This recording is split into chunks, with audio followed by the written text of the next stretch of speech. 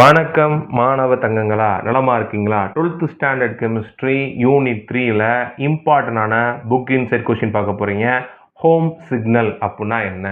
அதாவது கப்பலில் பயணம் செஞ்சுட்டு இருக்கும்போது அவங்க கப்பலில் ஏதாவது ஃபால்ட்டு அப்படின்னா மற்ற ஒரு கப்பலில் இருக்க அவங்களுக்கு இன்டிமேட் பண்ணுறதுக்கு, அதாவது தெரியப்படுறதுக்கு என்ன பண்ணுவோம் அப்படின்னா இந்த சிக்னலை யூஸ் பண்ணுவாங்க. இதை எப்படி செயல்படுது, அதில் இருக்கக்கூடிய கெமிக்கல்ஸ் என்ன அப்படின்றத இந்த வீடியோவில் பார்க்க போகிறோம். வாங்க. In a ship, a pyrazed container with a mixture of முக்கியமா calcium carbide and calcium phosphide.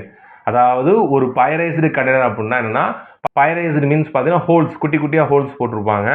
அந்த கண்டெய்னரில் 2 பேர் இருக்காங்க. ஒருத்தர் பார்த்தீங்கன்னா calcium carbide, calcium phosphide. Liberates the phosphine and acetylene when thrown into sea. அதாவது நீங்கள் கடலை தூக்கி போட்டீங்க அப்படின்னா அந்த மிக்சர் என்ன ரிலீஸ் பண்ணோம்னா பாஸ்பீனையும் அதே மாதிரி அசிட்டிலையும் ரிலீஸ் பண்ணுது. அப்படி ரிலீஸ் பண்ண என்ன சார் நடக்குது அப்படின்னா, the liberate phosphine catches fire and ignite the acetylene.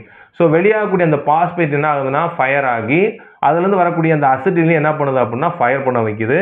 These burning gases serve as a signal to the approaching ship. அப்படி எரிஞ்சு வரக்கூடிய அந்த புகையானது மற்ற ஷிப்புக்கு தெரியப்படுத்தும் போது அங்கே யாரோ இருக்காங்க, அவங்களுக்கு ஏதோ ஆபத்து அப்படின்றத தெரியப்படுத்துது அப்படின்றாங்க.